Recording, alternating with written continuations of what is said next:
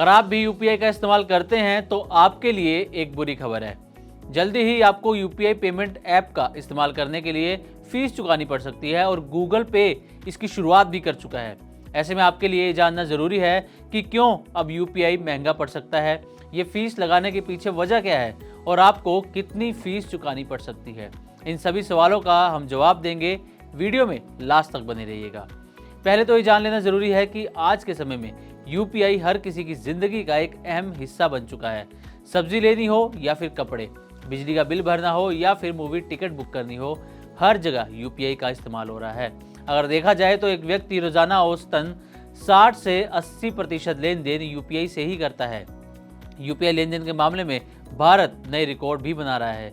जनवरी में पहली बार UPI transaction 16.99 billion यानी कि करीब 17 बिलियन से अधिक हो गई है। इसकी वैल्यू भी 23.48 लाख करोड़ रुपए के आंकड़े को पार कर गई है। यह अब तक किसी महीने में यूपीआई ट्रांजैक्शन का सबसे बड़ा आंकड़ा रहा है। अब आते हैं अपने मेन पॉइंट पर, और वो ये कि आपको जल्दी ही यूपीआई पेमेंट ऐप यूज़ करने के लिए फीस देनी पड़ सकती है। दरअसल सरकार ने यूपीआई सर्विस पर मर्चेंट को मिलने वाली सब्सिडी में भारी कटौती की है। अभी तक सरकार 2000 रुपये से नीचे की ट्रांजैक्शन पर सब्सिडी दे रही थी। सरकार ने यूपीआई ट्रांजैक्शन को बढ़ावा देने के लिए ये सब्सिडी देनी शुरू की थी।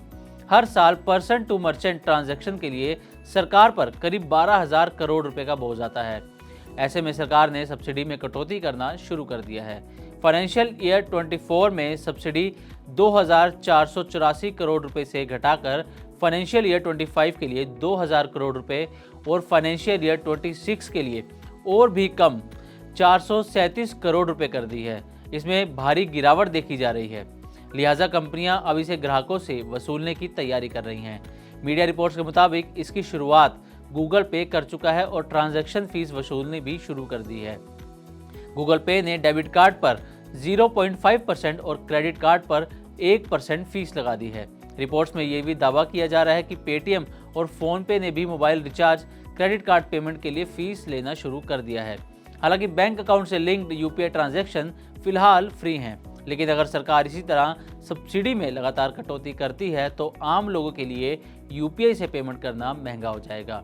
यूपीआई का इस्तेमाल सिर्फ दुकानों पर खरीदारी के लिए नहीं बल्कि बाकी सर्विसेज के लिए भी हो रहा है। आज के समय में लोग मोबाइल रिचार्ज, अलग अलग bill payment, FASTag, gas booking, DTH recharge, petrol diesel, metro card recharge, railway flight ticket, movie ticket, money transfer, insurance premium जैसी चीज़ों के लिए भी यूपीआई का ही यूज़ करते हैं।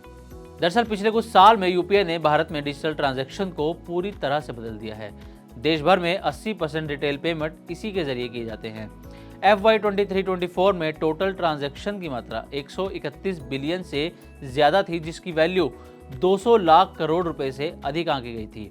वित्त मंत्रालय के अनुसार यूपीआई का इस्तेमाल आसान है। इसमें बैंक और फिनटेक प्लेटफॉर्म्स के बढ़ते नेटवर्क के साथ देश भर में लाखों यूजर्स के लिए ये पेमेंट का पसंदीदा तरीका बन गया है।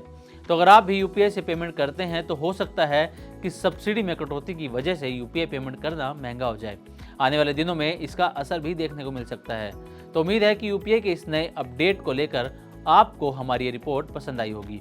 इसी तरह की और भी वीडियोस के लिए देखते रहें मनी 9 और सब्सक्राइब करें हमारा चैनल। इस सिप से तो नींद टूटती है, लेकिन केवल जागना नहीं, आगे भी तो बढ़ना है। उसके लिए चाहिए एक और सिप। हर महीने छोटी छोटी रकम की इंस्टॉलमेंट यानी सिस्टमैटिक इन्वेस्टमेंट प्लान से शुरू कीजिए निवेश। लेकिन पैसे बढ़ाने वाली कौन सी सिप आपके लिए रहेगी अच्छी?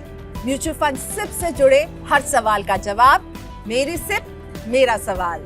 सोमवार से शुक्रवार 4 बजे मिलेंगे हम सिर्फ मनी 9 पर।